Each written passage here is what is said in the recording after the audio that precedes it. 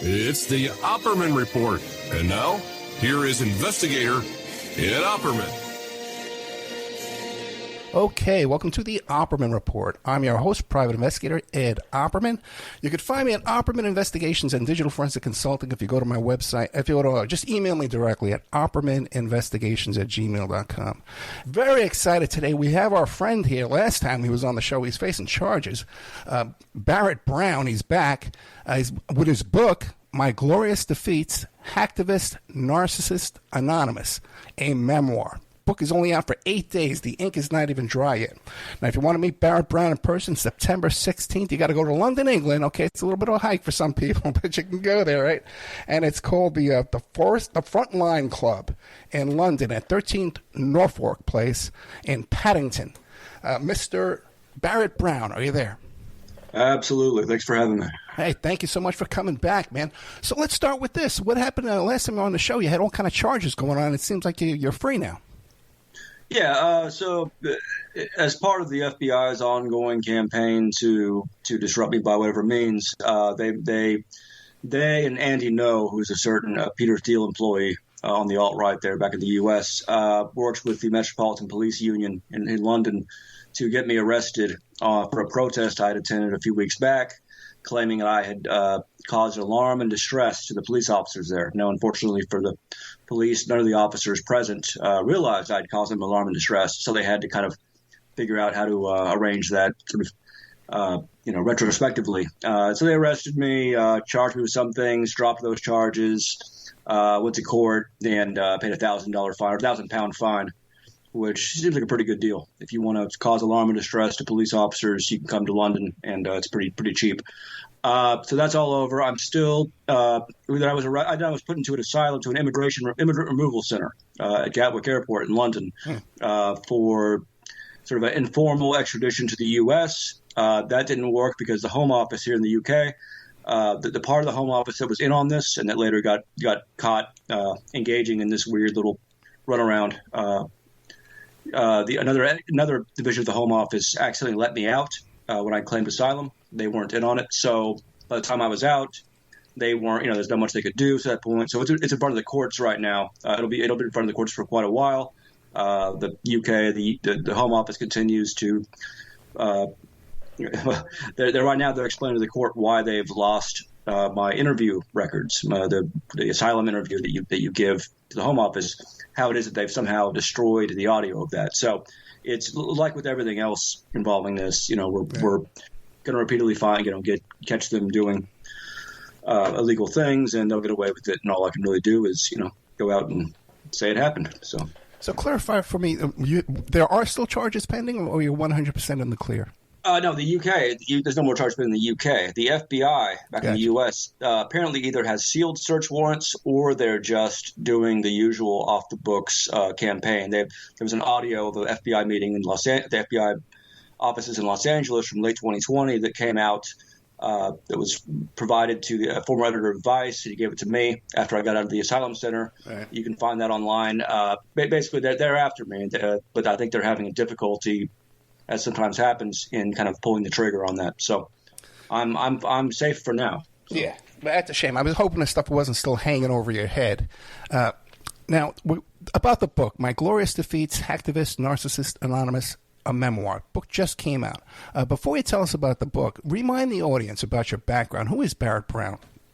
So I was a journalist, freelancer, humorist, satirist, and a press critic. I was basically radicalized by some of the things that I saw living in New York, working in the press in the aughts. Got involved with Anonymous when it became sort of an activist movement, starting with the Tunisian Revolution, moving on to exposures of legal black ops operations by the Holder DOJ and Palantir under Peter Thiel and other companies that employ mostly ex-intelligence, ex-FBI people, ex-Army intelligence people. We exposed that. Congress started looking into it. The Republicans and the Holder DOJ joined forces to squash that investigation. Instead, they came after us, me and my colleagues. WikiLeaks was involved in this. We were running interference with WikiLeaks when it was under being targeted by the State Department and so forth. And, as with so often, we pulled a lot of tails of organizations, entities like Booz Allen Hamilton, the CIA, that are pretty sociopathic in outlook and nature. And, so we kind of had this running battle where we're putting out things and they're putting out disinformation in response and blah, blah. And a lot of us went to prison, including me. Then I got out and went back to doing the same thing. And that hopefully explains why I keep getting arrested and pursued by, strange ex-military people over and over again. You think it's worth it? Chose, so. To me, it is, for two reasons. Number one, I believe in civic virtue. I believe in civic duty. I come from a family that, for 150 years has been very dedicated to the idea that we owe something to the nation that we are grow up in. And so, although the results have not been what I'd like to see in terms of these people getting caught and reprimanded, or at least, barred from engaging in future criminal conspiracies against the public, against journalists, labor unions, and things they keep on doing. None of that's happened. In fact, Peter Thiel and his people have continued to grow in strength and influence. They now have their own vice presidential candidate, J.D. Vance, who will almost certainly become our next vice president, along with another Peter Thiel employee, Trump. So I've lost in that sense. But there's always time to rectify these things. And the other pro to this is that this is something I have it's like my hobby. So I enjoy it. I hear you, man. Yeah. Now, what is your connection to Thiel? By the way, did you hear that Musk might be speaking tonight at the RNC? That didn't surprise me. I mean, Elon Musk, Peter Thiel, Pierre Omidyar, the PayPal mafia, as they call themselves privately, they have been heavily involved in a great deal of what's been going on since about 2010, whether it be Facebook, the conspiracy, the Team Themis conspiracy that Congress started to investigate in 2011, the Cambridge Analytica 2016 election interference operations with Palantir, and a lot of these same firms, the same people we'd exposed, the same companies, the same tactics keep popping up again and again. They were also involved in Brexit here in the UK. So Elon Musk, these are people who gradually they become more prominent in the last 13 years. I would have hoped that the things that a lot of people like Aaron Swartz and Michael Hastings, spent their lives trying to expose before they died. I would have hoped that these things would have taken hold, that they would have been appreciated, the information they put forward about these people. That has not happened, partly because Thiel can buy a number of reporters. He can buy media, he can buy influencers, so forth. He does pretty regularly. So no, Elon Musk is financing Trump, just like Peter Thiel. He bought Twitter on Peter Thiel's direction. They both employed the same Nazi operatives like Andrew Arnheiner, who's worked for Thiel and Omidyar for years and years. They had me working for him without realizing it back when I wrote for The Intercept. From prison. I didn't know who Pierre Omidyar was. I didn't know that this guy who gave $500 million to Glenn Greenwald to start this outlet. I didn't know that 2 years prior he was openly calling whistleblowers traitors. Again, it took me a long time, even getting out of prison, to piece together some of the things that others had already found and that I was able to find going back through all this material, writing my book. So now we have a pretty clear picture a much clearer picture of who these men are, who works with them, how they've gotten such prominence, which intelligence divisions they've worked with, where they got their money from to begin with. And this is not a surprising outcome, unfortunately. This is the kind of world that our press failures, there's the lack of decency, the lack of ethics, the lack of competence that marks the U.S. press as a whole. This was the inevitable outcome. And so this is, again, it's disappointing, but not surprising. Now, is all this information detailed in your book, My Glorious Defeats, Hacktivist, Narcissist, Anonymous? A good portion of it is. The constraints of a book are such that I had to cover a lot of biographical material and some other related issues as well. So there simply wasn't room to put in all of this. But there's enough. There's quite a bit about the FBI assets that worked with H.B. Gary and Palantir after we exposed their operations. And there's a great deal about Deal, Greenwald, what happened with that, the Intercept, the FBI, the ongoing FBI operations, the death of Val Brooksmith, who was a colleague of mine who was persuaded by the FBI to start working against me in order to get his kid back, who the California State Child Protective Agency had seized a few weeks back. All those things are in there, and I'm getting the impression from some of the reviews that I've done at least a decent job of showing how these things are connected. But it's really there's so much more in terms of documentation, audio recordings, screenshots. I mean, so much of the material that I'm talking about here is public. It doesn't really. It's not enough for something to be public anymore. Obviously, there's so much competition for attention. We have all these influencers, YouTubers. We have, careerist reporters who just never go away, no matter how many times they get caught taking money from the companies that they write about.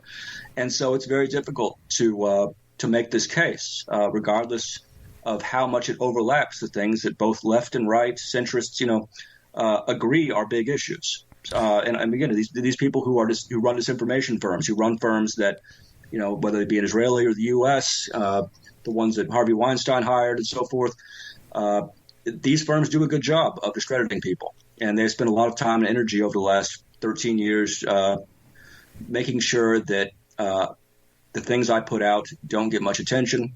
So I guess hats off to them. Yeah, even just when you're describing this to me now, it's just so overwhelming. You mentioned so many names, there's so many different details and stuff.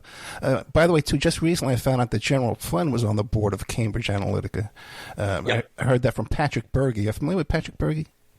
No, I'm not, actually. Shadowgate? That sounds familiar, but I don't recall the name. He's got an interesting background in the military about the social media manipulation in the media that he speaks. They even had him check out Hunter Biden's laptop. They wanted him to break some passwords on Hunter Biden's laptop inside Rudy Giuliani's house. But I don't want to get too much off topic. But now, have you ever considered like a podcast? You'd probably make a fortune right away.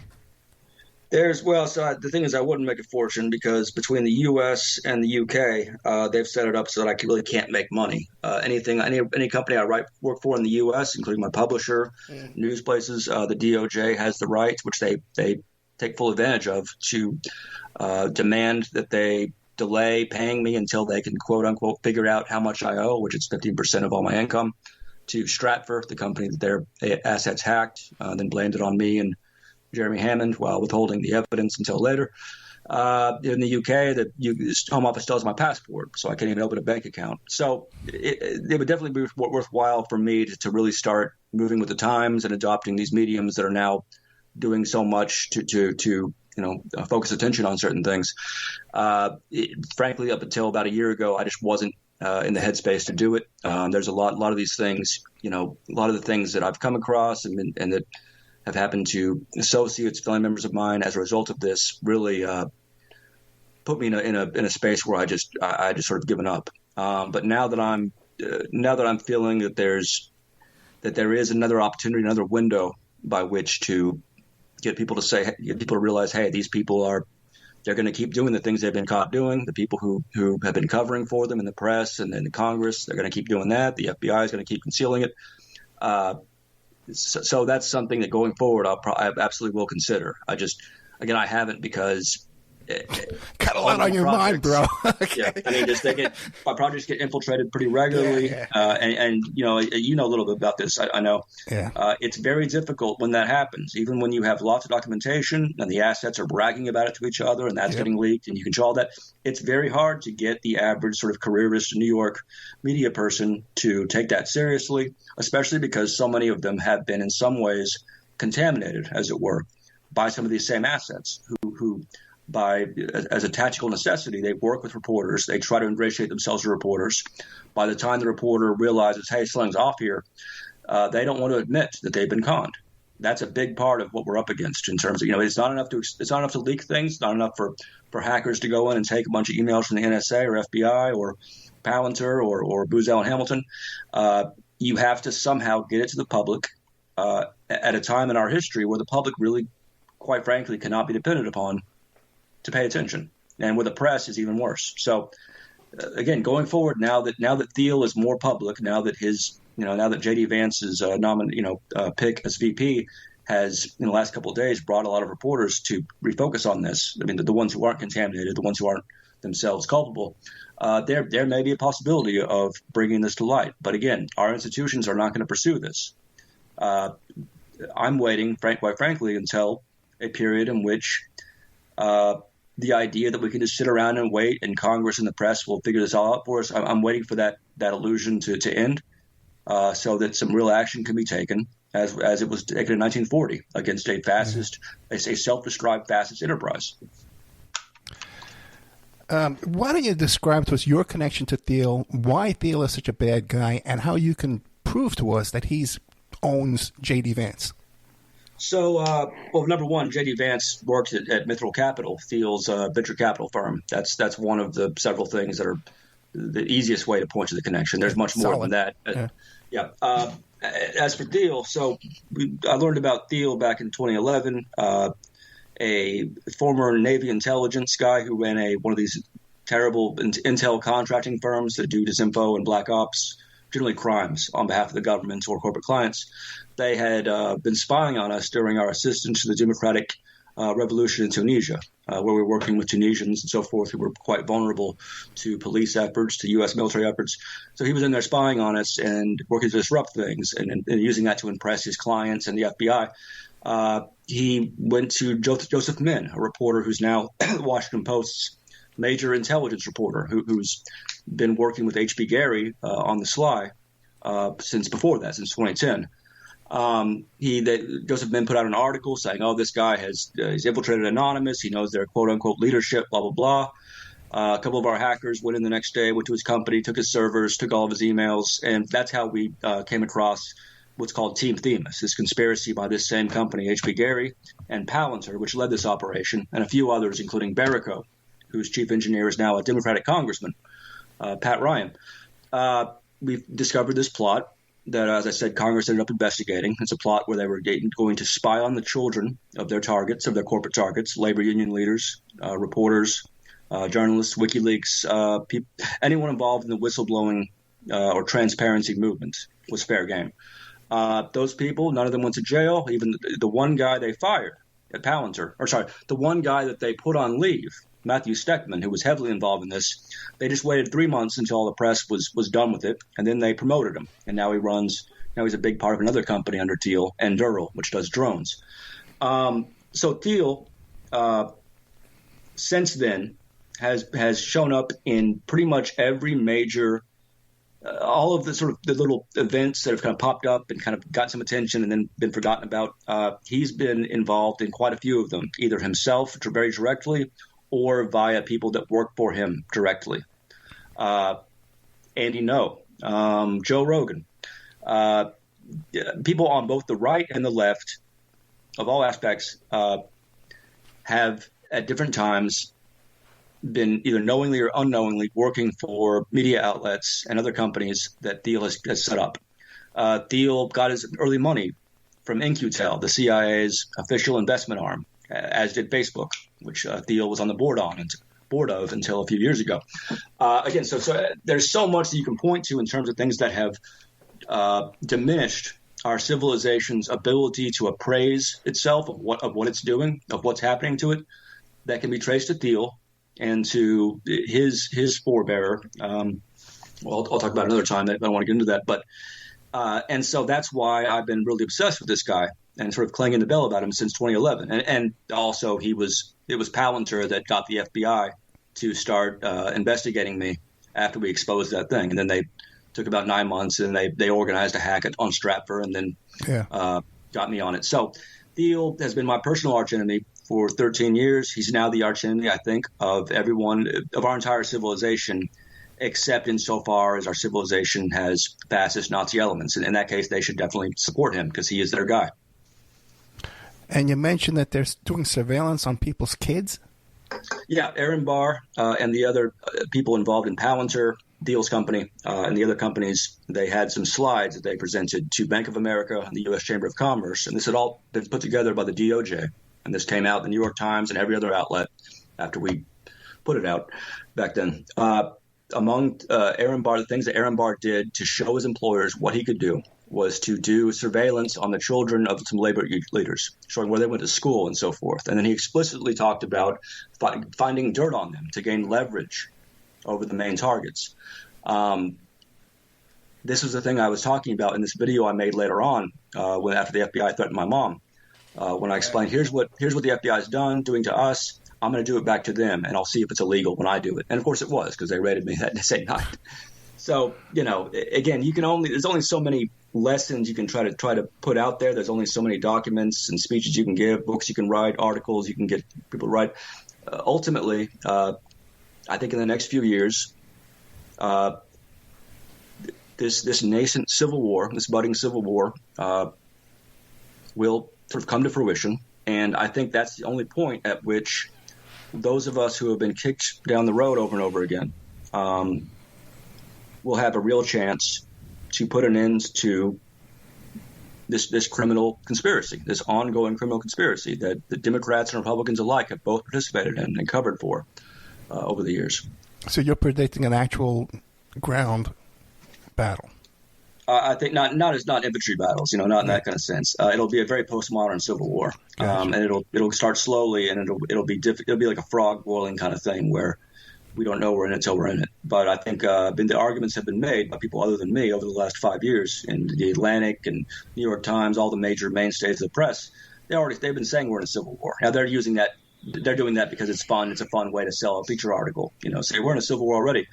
So I don't agree with them that we're there yet. That we're there yet. But I think we will be, barring some kind of miracle by the sort of centrist, Beltway people. If they're able to somehow recover their influence and their whatever illusion of moral fiber they have, we can go back to the previous situation where everyone was kind of friends, and Americans were all friends, and we kill people outside the country all the time. That's no problem, but we don't kill each other. And that'll be, I guess, fine. It'll be easier place to if your kids are being raised in the U.S., that'll be better for you. But that's not going to happen. We're going into the same situation that we put so many other nations in over the last 70 years. And that's sad because not everyone's responsible for this. People responsible are few and I think deranged. But I hate to say it, but I see the same thing. I'm very pessimistic. Anyway, I hate to keep bringing up Patrick Burgess since you're not familiar with him, and I don't want to imply any kind of association between the two. I would certainly want to check out his stuff. It sounds like someone. Yeah, well, I think you got to get on great. He testified before the January 6th committee too. But I asked him last time he was on the show because he talks about General Flynn having all this blackmail dirt on representatives and electors and delegates, everybody. And the last time I asked him, I said, well, what about the jurors on these trials that Trump is on? Do you think they're using – what do you think? What does a Barrett Brown think? Do they have dirt on the jurors and the judges and the DAs? I mean, so I can say and demonstrate for a fact that these people, these companies, these individual parties absolutely have dirt on a number of people. They obtain that by different methods, some of which are kind of traditional methods of the intelligence community, some of which are more novel. I would also say that I don't think there's anyone. If you go to the New York Times and say, "Hey, sometimes the mafia is able to identify jurors," and then they go and threaten them to avoid convictions, they would say, "Yeah, no problem. I've seen that in movies." Blah blah. You say the same thing about a statesman. You say the same thing about someone who's suing the CIA or Epstein. The tendency is to be, "Oh, that's a conspiracy theory." And that's across the ideological board, that idea. There's been a real infantilization of the adult American's ability to contend with pretty mundane, pretty historically grounded things that happen all the time, and to accept that these are things that are happening as well in our society where the stakes are so high and where so many sociopaths get away with so much. That's been being a major factor in why these things that you're discussing with that fellow, which should absolutely be a major focus of conversation. That's why you won't see it, raised in most major outlets. That's the chief reason.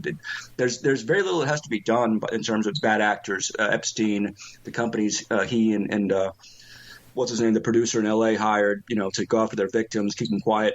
There's so much there's so much of what they do in these high stakes situations here and there where we can catch them.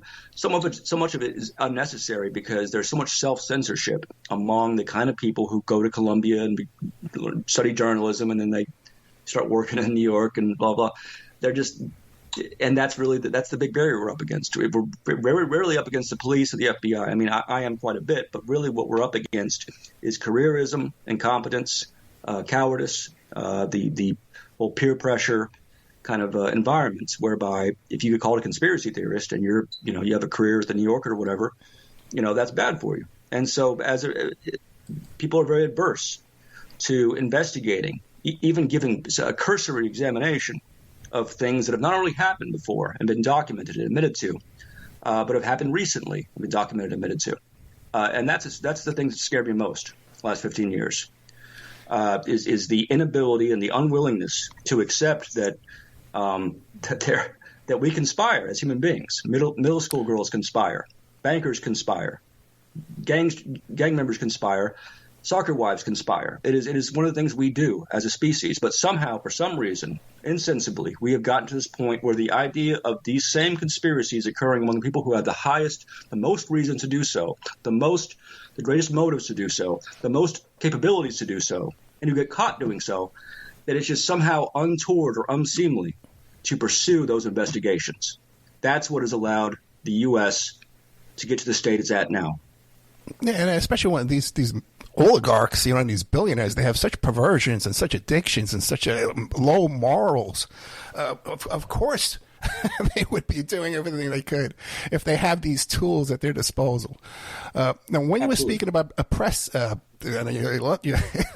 you released a bunch of descriptions about the press. What do you make of Glenn Greenwald? Because you mentioned him before. What do you make of him and Reality Winner and all that? So Reality Winner was doing exactly what to the best I can determine, and we should always be we have to always be sort of agnostic on these issues because but to the best I can determine, Reality Winner did exactly what she claimed to have set out to do, to put out documents that she believed were indicative of Trump and Russia collusion. Glenn Greenwald, on the other hand, as I think I mentioned before, he has been an employee of Peter Thiel. He's officially been an employee for about 4 years now since Peter Thiel started Rumble, and Greenwald was involved in that. Unofficially, he's been working with Thiel and for Thiel since at least, I would say, March 2011, about a month after Palantir was caught targeting Glenn Greenwald. That was when Alex Karp, the president of Palantir, reached out to Greenwald, apologized, and as they tried to do with me and others, sometimes successfully, they were able to make a case to Greenwald that he should let bygones be bygones and work with them because they had so much in common. And they did, quite frankly. So Greenwald started hanging out with Andrew Arnheiner, Weave, the Nazi who runs a Nazi network. And they both, and Weave and his lawyer, Tor Ekelund, another person who came to visit me in prison and tried to offer me money back when I was facing charges, they went to work for Clearview AI, Peter Thiel's facial recognition firm. There's Stanley Cohen, there's another lawyer who used to represent activists. I brought him in along with the National Lawyers Guild to represent the PayPal 14. He turned out to be the snitch equivalent of a mob lawyer. He represents chiefly people who are now working with the feds and with these companies. Gotcha. And that includes some people who are not yet publicly known outside of these circles, people who investigate these things, who are still regarded as well-intended activists by a lot of the press. So it's the whole thing is a very dirty enterprise. Greenwald has been at the center of it, and that's obviously one can either go through these documents I have and make that determination for themselves, or they can just see what Greenwald has and hasn't responded to from people like me, who Greenwald was once promoted and so forth. He gave me a job at The Intercept. Anyone can go ask Greenwald, hey, what was up with you and Peter Thiel? What's up with you and Weave? Why did you work with The Intercept with this guy who was calling whistleblowers traitors 2 years prior? Why are you now working with Peter Thiel, the guy who was involved in the prosecution of all these whistleblowers, including Barrett Brown? He's not going to answer you because he's a coward and a grifter, and almost certainly, and I don't know, I can't prove this for a fact, but I would say I would hope for his sake, it would actually reflect better on Greenwald if there is dirt on him that Peter Thiel and his people have. Because the alternative is that he's just doing it for the hell of it. So, but yeah, he is a nasty person. He was my hero along with Assange back in 2010, 2009. I met him, was just awestruck. And then gradually, as I was raided by the FBI and he went silent over this thing I was being prosecuted for protecting him. It took me longer than I should have to realize that he was not on the up and up. And now, of course, the evidence is everywhere. My job and the job of those of us who've been close to this thing is to take that evidence, try to compile it, and present it to people who really don't want to believe it. And that's kind of what we've been doing for a while, and that's what I do in the book to some extent. We're talking to Barrett Brown. The book is called My Glorious Defeats, Hacktivist, Narcissist, Anonymous, a Memoir. Also, too, you can find Barrett Brown on Twitter. He's one of my friends on Twitter. A couple of questions for you. What's the best way to buy this book? From your website that you have linked on your Twitter or from Amazon? Yeah, so it depends. If you want to give a tip to Amazon and the CIA and Jeff Bezos, definitely go to Amazon, order it. If you'd rather get it from an independent libertarian/anarchist bookstore, there's a link on my Twitter, Proj PM, Proj PM. You can get it from, I can't remember the name now. You can buy it from there. You can buy it from a number of places. I don't buy a lot of books these days, so I have no idea. But that, you got a lot of options. And the ebook's available. I narrated the ebook. That was fun. So the link on your Twitter is firestorm.coop. That's it, yeah. It's a cooperative bookstore. Now, but what if people just want to support your work? They want to send you a donation. Do you have like a Bitcoin kind of thing? You must know how to do that stuff, right? So I would caution against that simply because the DOJ was, eventually sued for having illegally identified all of my anonymous donors to my legal aid back in 2013. If you want to support me, take the things that I'm putting out, go look at my articles about the FBI, about Val Brooksman and his death, and share them with someone who's competent enough and who has sufficient virtue as a human being to recognize these things as a problem and act on them. That's all I ask. I've already got all the money from the book. I'm going to get, they pay you in advance, and you get royalties later on when that advance is paid off. I don't know if I'll live that long.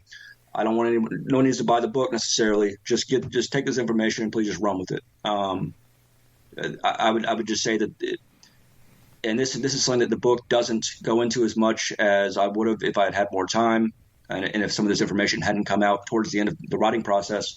But the things that have been done to the people who have deserved it the least, who have done, I think, the most for us as a society, Aaron Schwartz, Michael Hastings, the things that have been done to them during their lives and the things that have been done to suppress their work and discredit them after their deaths is of such a character that I'm still kind of getting over having learned about it. And there's so much in terms of interviews I've given and articles you can find. Just look my name up at Barrett Brown, Aaron Schwartz, Barrett Brown, Michael Hastings. You'll find some things that, in a more ideal world would be very public already. So that's what people can do if they want to assist with this. You mentioned before Trump and Russia collusion. What is your take on that? Oh, there's definitely a degree of it. I don't know how much Trump knew about it because the Russian intelligence, just like a lot of U.S. intelligence, they have a lot of the same strategies and tactics. And the best way to direct someone to do in prison, we call it putting a key in someone's back. It's when you conspire to get someone to engage in some behavior that benefits you and without it leading back to you. Again, this is one of those things that is a pretty mundane aspect of mammalian tribal life. It's one of those things that the press also just has difficulty believing, except when they kind of get the go-ahead and everyone's saying it. And then the press is like, oh, yeah, Russian collusion and so forth. Suddenly they're okay with conspiracy theories. So, yeah, there was definitely an aspect of that, absolutely. Do the people who went on MSNBC, the ex-CIA people, and Louise Minch, the conservative Tory MP who works for Eric Prince, were their versions of this correct? Absolutely not. Nor should one expect a truthful, competent account of these things from them or from Congress, from Mueller. Mueller was in large part protecting himself because the Mueller Commission wasn't just about Russia; it was about all interference with the election as defined by the DOJ and FBI and Congress. A lot of that interference happened with General Flynn's companies, White Canvas Group and Flynn Intel Group. Those companies, indeed, were being investigated by some of the FBI in the beginning of the Mueller investigation. That was leaked out to the Washington Post and so forth. You never hear it about again. Definitely not in the Mueller report, because Mueller himself protected those firms and bragged about it in a speech he gave in 2014. He was involved. He was involved directly in the whole Stratfor hack that was blamed on me. Bragged about it in that speech. For some reason, the Democrats were conned into believing that this Republican-appointed FBI director, of all people, was going to come in and save democracy from nefarious influences. That's one of the most naive and insane things I've ever seen allegedly intelligent people ascribe to. But of course, they wanted to believe it. That's another great aspect of disinformation and so forth, is that you tell people what they want to believe, what's convenient for them to believe, and they'll believe it for the most part. So some of it happened. I don't know as much about it as I would like to, but I do know a little bit about it. The main thing was not Russia here. The main effective agent of this was not the Russians. It was several firms in Israel and the U.S. whose CEOs and whose companies were discovered after the fact to have engaged in a number of irregular, even unusual for the American electoral system, election interference campaigns, who bragged about it in private emails that were then leaked. There's no question that Trump benefited from a number of the same criminal, government-sanctioned technologies and procedures that the Democrats had hoped to use for themselves back when the Obama administration thought Palantir was their friend.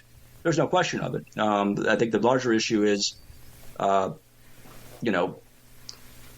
is that much different than what's happened in the past in previous U.S. elections? I don't think fundamentally so. But as a qualitative matter, the technologies that exist now are such that whoever has access to them, whoever is buddies with Peter Thiel, Elon Musk, Pierre Omidyar, all these Morlock technician scumbags, they're the ones who are going to have the greatest chance of deceiving people into voting for them. And that's what happened in 2016. That's what happened with the Brexit vote. This is an issue it should not be partisan. And again, Democrats should have realized that back in the day, that these people were not centrist Democrats who were going to help Hillary Clinton. Even what's his name? The fellow, the big Clinton Obama fellow with the Italian name who got hacked and his emails came out. Even he, in some of those emails, was the guy who supposedly knows the Beltway. He's the chief big strategist. He knows he's the Democrats. Yeah, but DePesta, even he in an email was talking to some guy saying, oh, yeah, we should try to get Palantir, to help us with the election. Let's talk to Alex Karp. Again, I could have told Podesta, if I wasn't in prison because of his administration, I could have told him for $5, $6 that, no, that's not going to happen. Peter Thiel does not like centrist Democrats. He likes his own thing. He wants to be in control. He's going to incubate the alt-right using these little Nazi employees. He's going to get control of as much soft power as he can. Along with Elon Musk and Pierre Omidyar, and he's going to beat you eventually.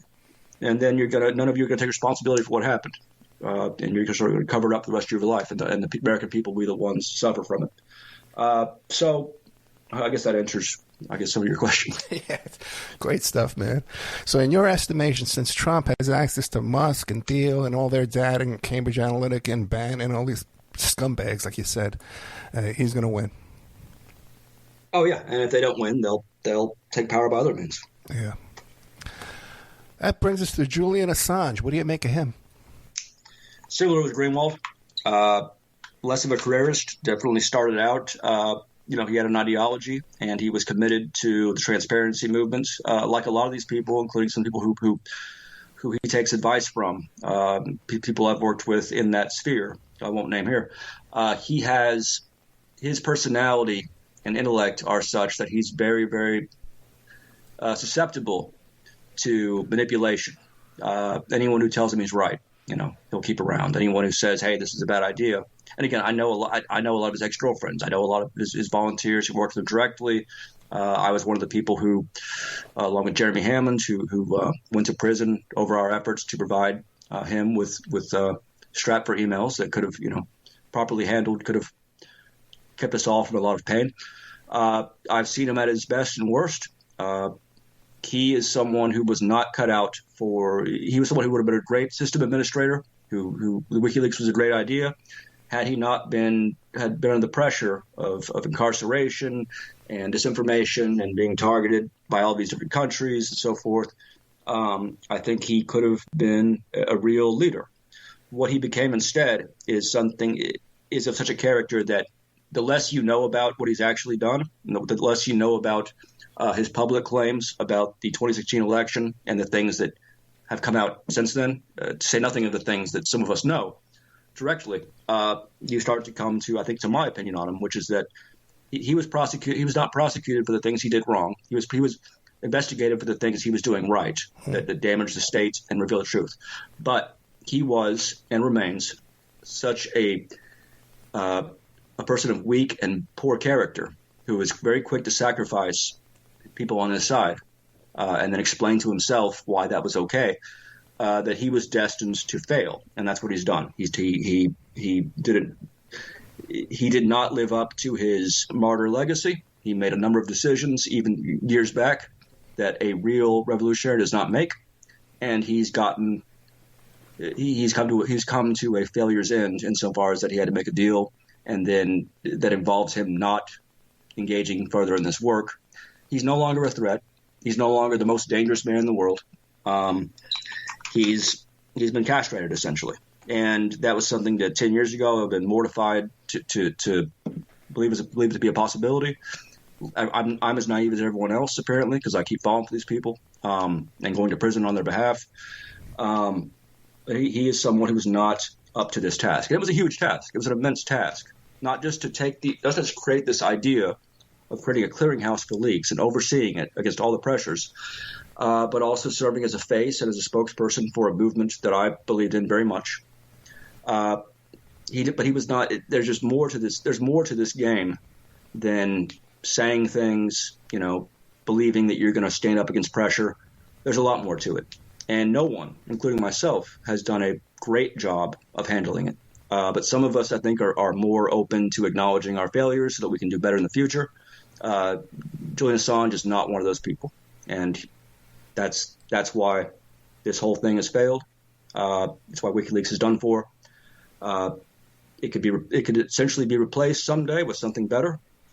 I don't see that happening simply because all these states and companies have now had a lot of practice when it comes to, and they didn't really need that much practice. These are the same tactics and stratagems and dynamics that we've seen for decades, but they've had a lot more practice in infiltrating, discrediting,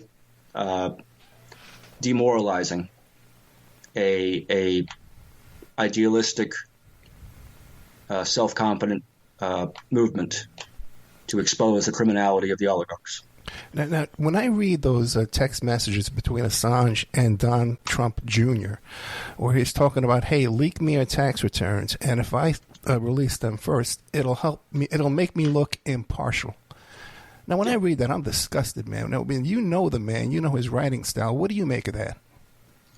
It's the things he was doing, and that's not even the worst of it with the Trump Jr. stuff. I mean, Assange was the first person we have on record telling Trump to contest the results of the election, no matter what they are. He did that years before Trump did that. So he bears. I mean, it's not that he got the idea from Assange; he wouldn't have done it otherwise. It's just that's the kind of person Assange is. He is not ultimately in favor of honesty in the public sort of civic awareness. He wants to run his own little enterprise that manipulates people in a different way. But yeah, so looking at those messages, which I go over those in the book as well a little bit. Oh, good. Just to show the claims he made about what was in those messages and what was actually in them. I think that is the kind of games he started to play. Are the same kind of games you see a lot of other people on both sides of this, in the federal assets, contractors, and some people on our side. The same kind of games. You get addicted to the idea that you now have this ability, just depending on what your next few sentences are, to change the course of history to your liking. And it's very tempting to go down that path. Didn't Assange self-criticism? Didn't Assange grow up in some kind of a cult? Do you think that has to do with how he runs things and how he sees the world? So it's possible. I don't know. I know a little bit about that. I never actually got around to learning more about it. Others that I respect their opinion on have said much about that. So I'm not the best person to ask. I would say that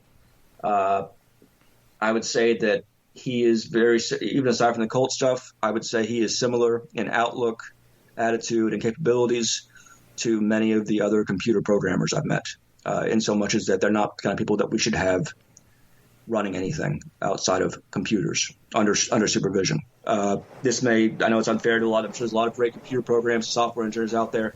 I would just say that I have not met a single one, including the ones who were celebrated as heroes along me, that I've dealt with behind the scenes. Not a single one I would trust to walk my dog. I gotcha. What do you make of his hints and tap dancing about Seth Rich murder? Yeah, so that's also in the book. Good. As we can see from other examples, he's contradicted himself a number of times. Number one, first of all, that the interview he gave at Dutch television, that interview itself should be enough for anyone to look and say this guy he's lying, and he's walking back his lie because he can't explain it properly.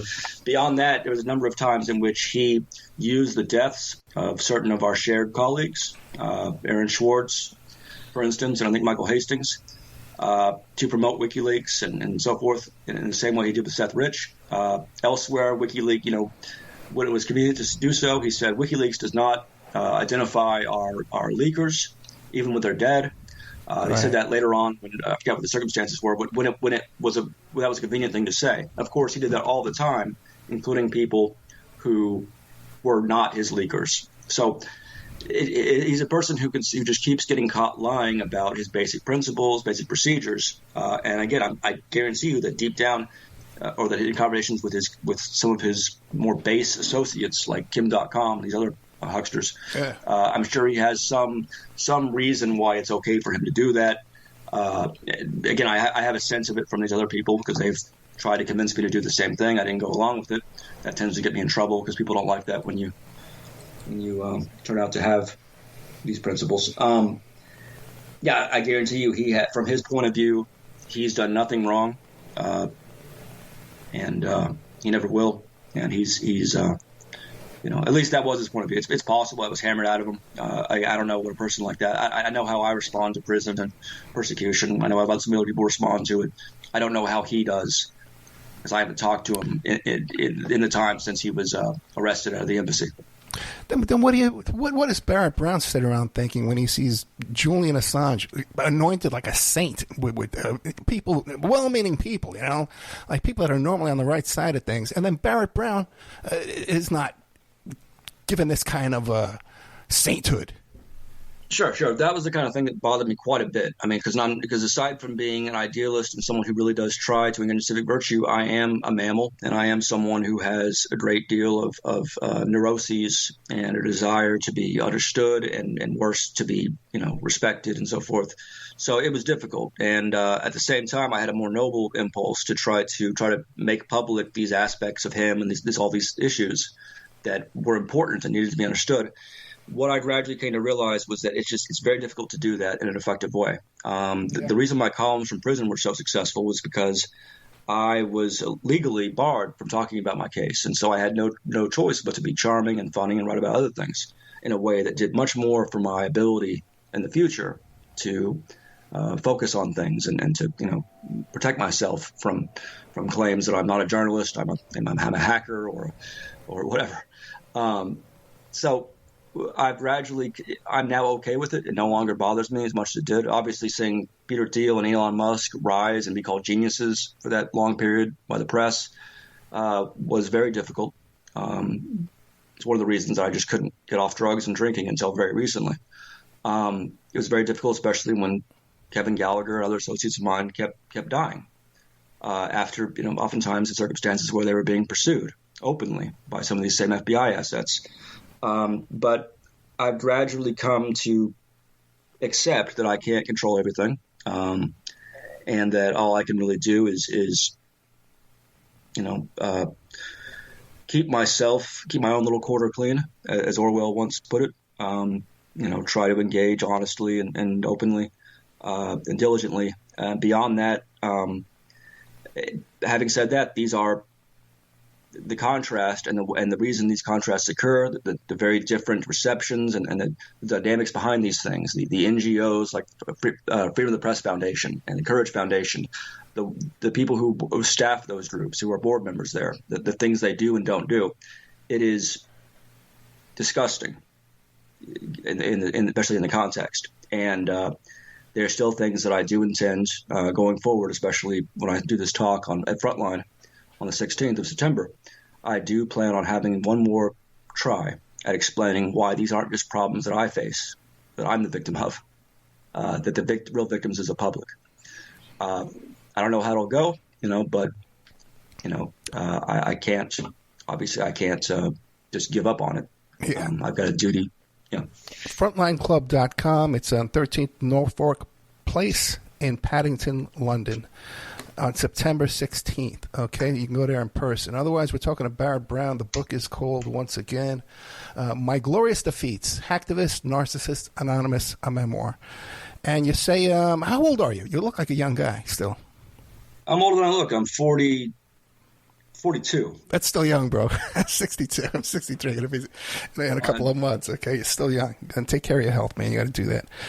We only got a couple minutes left, man. Is there anything you want to get off your chest you want to talk about, or something you want to leave us with? Oh, man.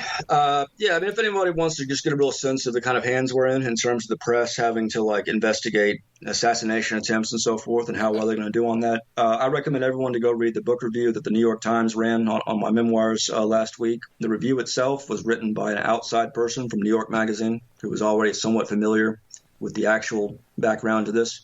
And so the review itself is bizarrely accurate and in fact even conveys correctly the actual themes of the book, which is media, disinformation, information flow, so forth.